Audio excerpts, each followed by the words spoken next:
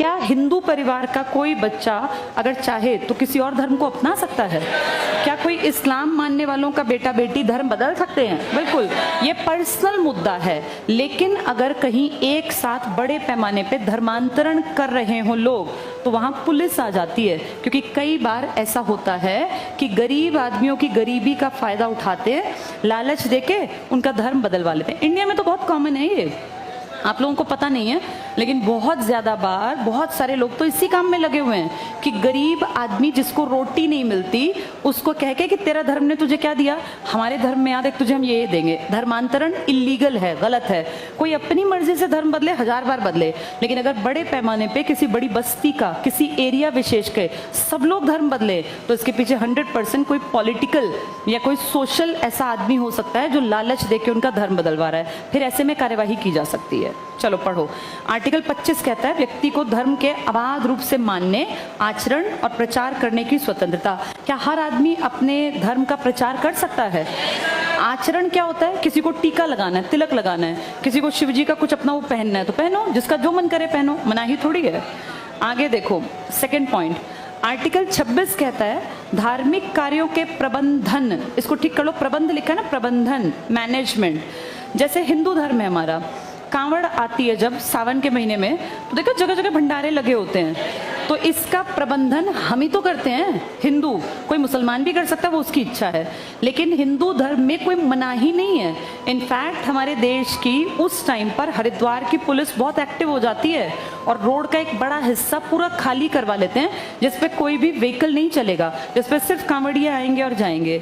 वो धर्म को, अपने को, उनके धर्म में मान्यता है हिंदू धर्म में कि भाई सावन में शिव जी का जो जल है हम गंगा से लाते हैं और उस कई लोग गंगोत्री से पैदल और अपने गांव के मंदिर में चढ़ाते हैं। ऐसी तो मान्यता है हमारी। अपने धर्म का आचरण करने से हमें कोई रोक नहीं सकता, तो जिसका जैसा मन करे करो। बहुत सारे लोग जो इस्लाम को मानते हैं वो हज की यात्रा भी तो करते हैं, कोई मना थोड़ी ना करता है। हमारे कितने सारे हिंदू भाई बहन जो है केदारनाथ की पैदल यात्रा करते हैं, कोई मना ही नहीं है। यानी अपने धर्म को मानने में कोई दिक्कत नहीं है जब तक तुम नुकसान ना करो किसी का। वही आर्टिकल 25 था। हाँ बेटा, बहुत ध्यान से सुनना बेटा, ये बार बार कोई एक्सप्लेन नहीं करता। 25, 26, 27, 28 कहता है मन में रखो अपनी बात। ठीक है, तुम यात्राएं कर सकते हो, पर तुम किसी जात पात विशेष को या इस तरह के सिंबल्स को अपनी गाड़ियों पे सजा के चल रहे हो और फिर उसमें हुड़दंग मचा रहे हो, तो ये नेगेटिव है। वैसे भी ना भगवान की भक्ति, धर्म की बात अगर सच में भी देखी जाए तो ये मन की चीज है, जिसका जो मन करे मानो, किसी के साथ गलत मत करो। अब ये जो नूह में हुआ गलत तो था ही, कितना गलत था। कोई अपनी यात्रा निकाल रहा है, दूसरा पत्थर फेंक रहा है, तो बेवकूफ़ी है ये गलत है। चाहे वो कोई भी धर्म हो, चाहे हिंदू हो, चाहे इस्लाम हो, चाहे सिख हो, चाहे कोई भी हो, सब धर्म अपनी मर्जी के हैं, जिसका जो मन करे उसको मानो। आर्टिकल 25 ने तुम्हें कह रखा है कि अपना धर्म मानो, 26 ने तुम्हें कहा है अपने धर्म की मैनेजमेंट, प्रबंधन करो। यात्राएं, कांवड़ लेके जाओ, कोई दिक्कत नहीं है, जिसका मन करे। सिखों के नहीं देखा तुम लोगों ने, जब गुरु पर्व होता है तो पूरे शहर में नहीं इनकी वो यात्राएं निकलती हैं। अब तुम फिर देखोगे दिवाली दशहरे पे, जब दशहरा होता है तो वो यात्राएं नहीं निकलती क्या?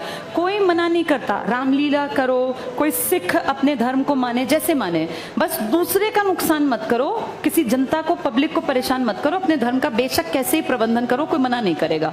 वही कह रहे हैं आर्टिकल 26। ये टिक कर लो, प्रबंधन। यहाँ लिख लो मंदिर, मस्जिद, गुरुद्वारे, चर्च, ये सब मैनेजमेंट है, बना लो, कोई मना थोड़ी ना करता है। पर इसके पीछे पागल नहीं होना।